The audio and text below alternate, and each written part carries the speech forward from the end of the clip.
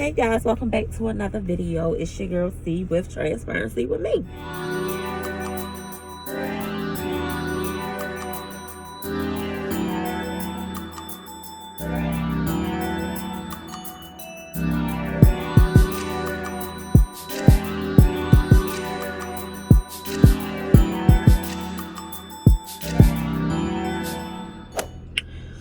So I'm up on this beautiful, glorious, not promise, but I got Sunday.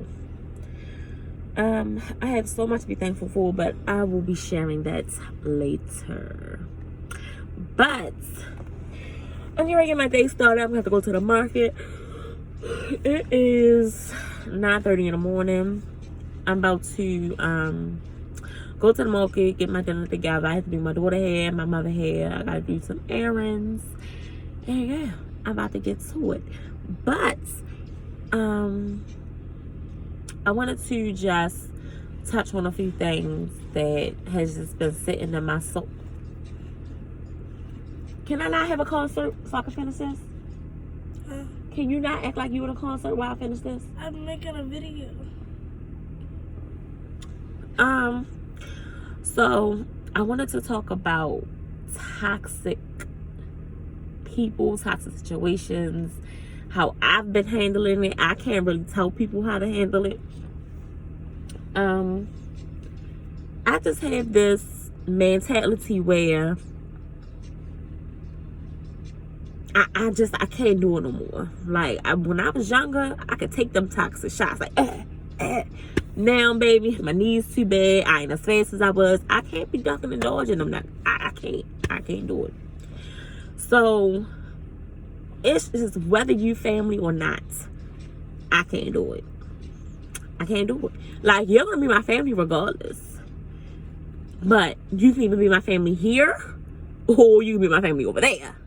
Either way, you're gonna be my family.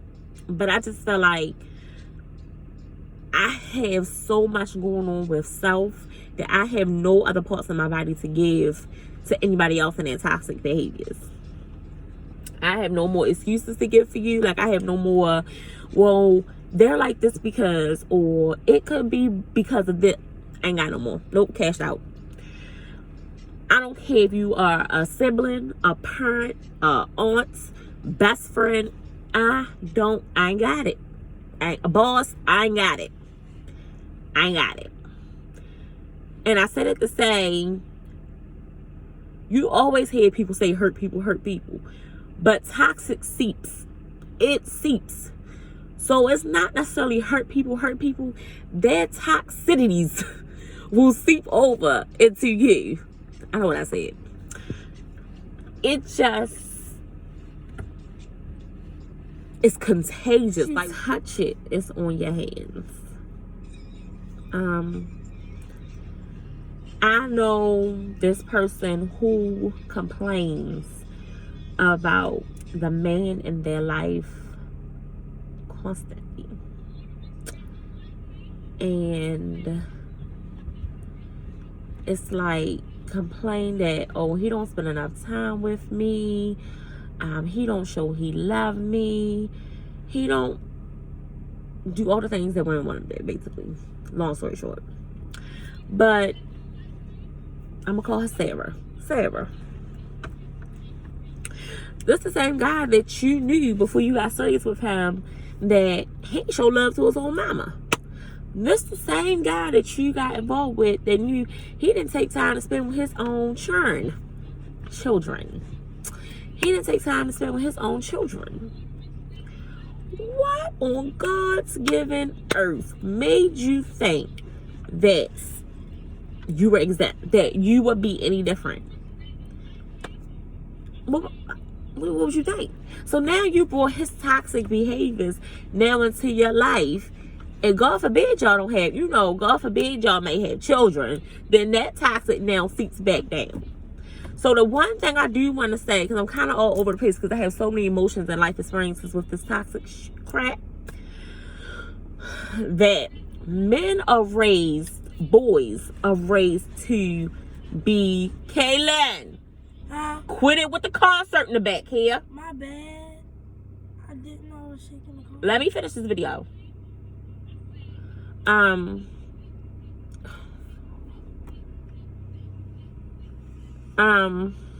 if y'all got birth control, take it. Take it. Take two. I personally take two. Anyway, what was I even saying?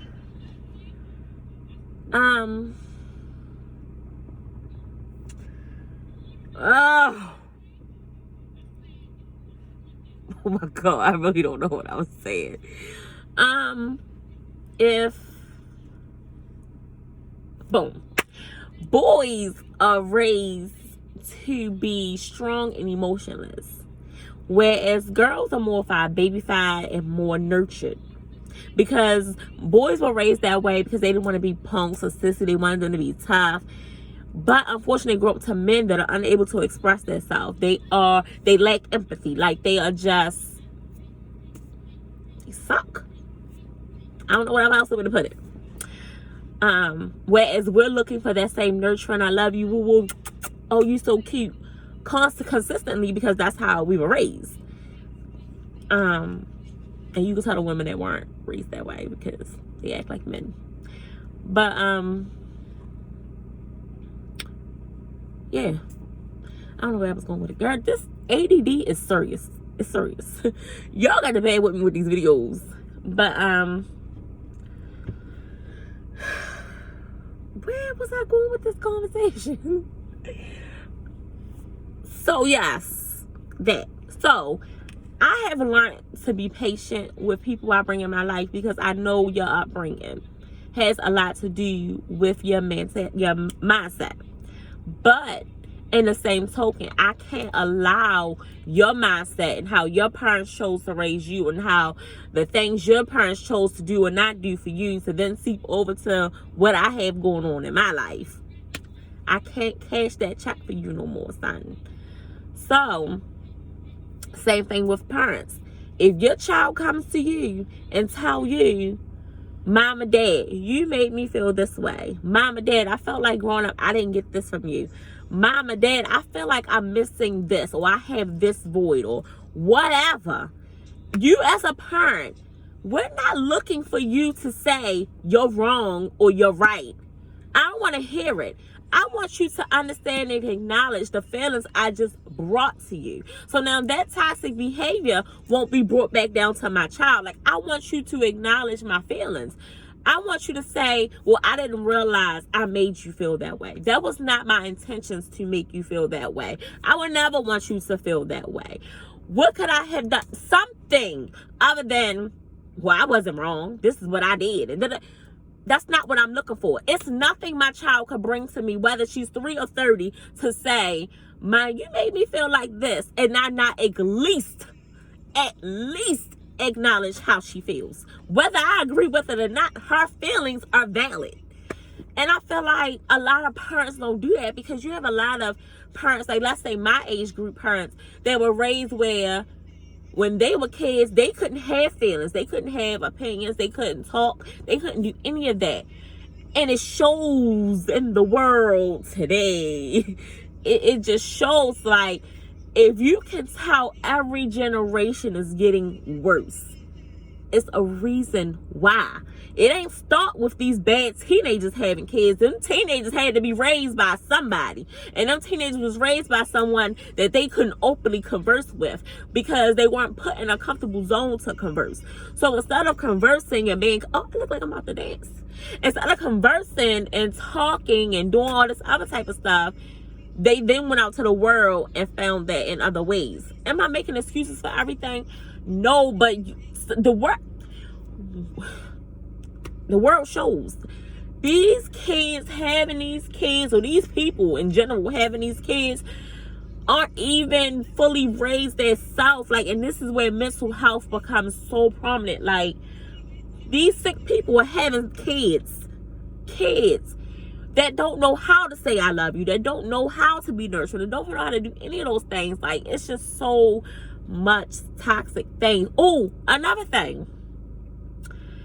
If you have a relative, whether it's a distant cousin or a close cousin or it wouldn't really be a sibling. I don't know. If you have a relative that feels like you don't give them enough of you, like you don't call and check on me enough, you're not there for me enough, or whatever, baby. I'm gonna use an example, cousin.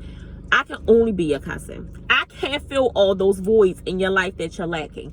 I'm sorry dad is not there for you the way he should. I'm sorry mom is not holding her title of mom instead of all the other things she's trying to hold. But I can only be cousin. That's all I got for you. I can't. There's water in my mouth. I can't fill all them voids for you. Because in turn, I'm now breaking off pieces of me that are essential to me to now fill voids for you that were not my responsibility. And I think that's what people in general, including myself, have to understand.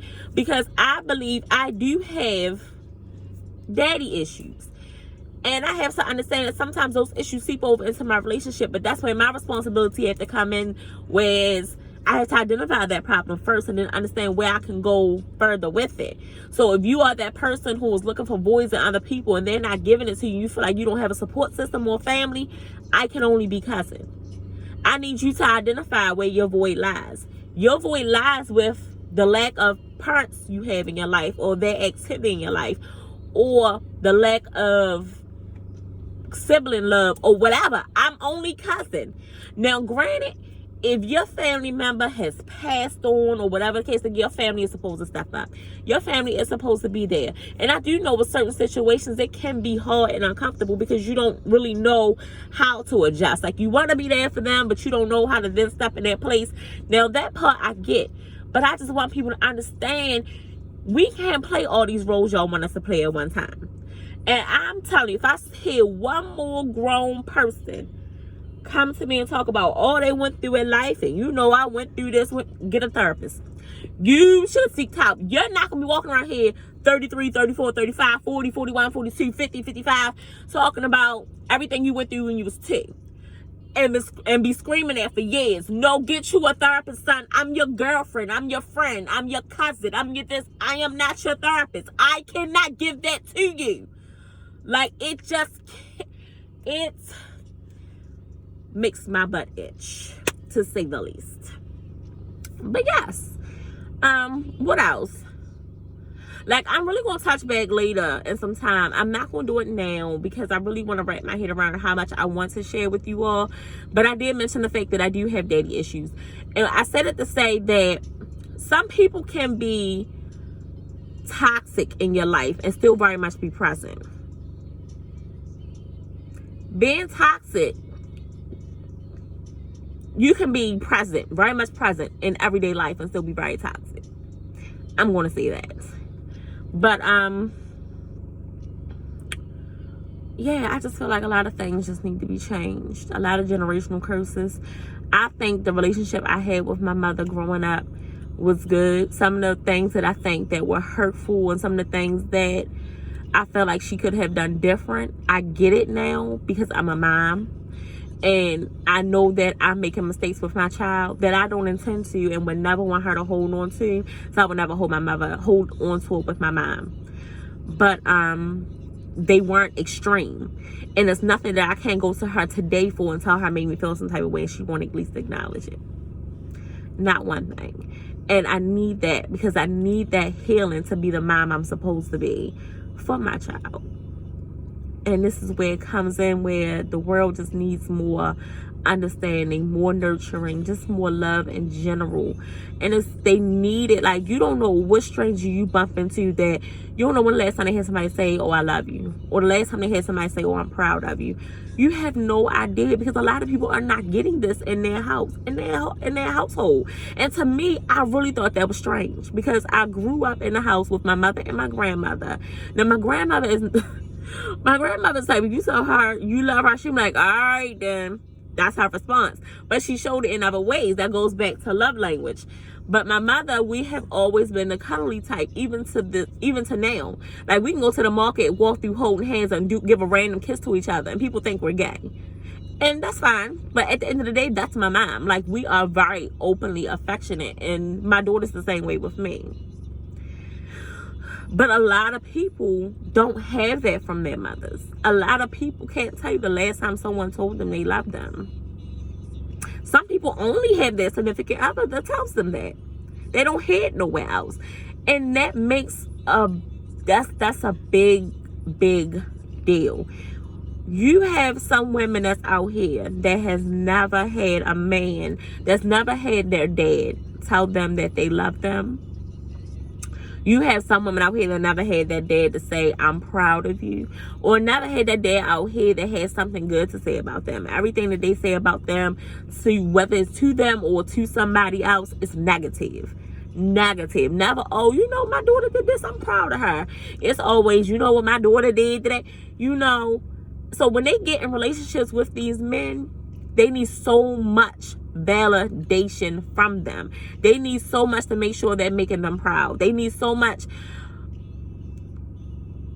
assurance, like constantly, you think I'm pretty? Well, you proud of me? Did you like that I did that? Did you? They need it because they don't hear it. They've never heard it. So they can not give one witch tit about what a woman care about them or valid, but it's something about that man. It's something about that man. It has nothing to do with that particular man. It's just the fact that we, as women, some of us have never had that validation from a male that is family. But anyway, I don't want this to be long, like, and I was definitely all over the place with it. But toxic is toxic, whether it runs through the same bloodline with you or not. Toxic is toxic, and two people learn to heal themselves and go seek help.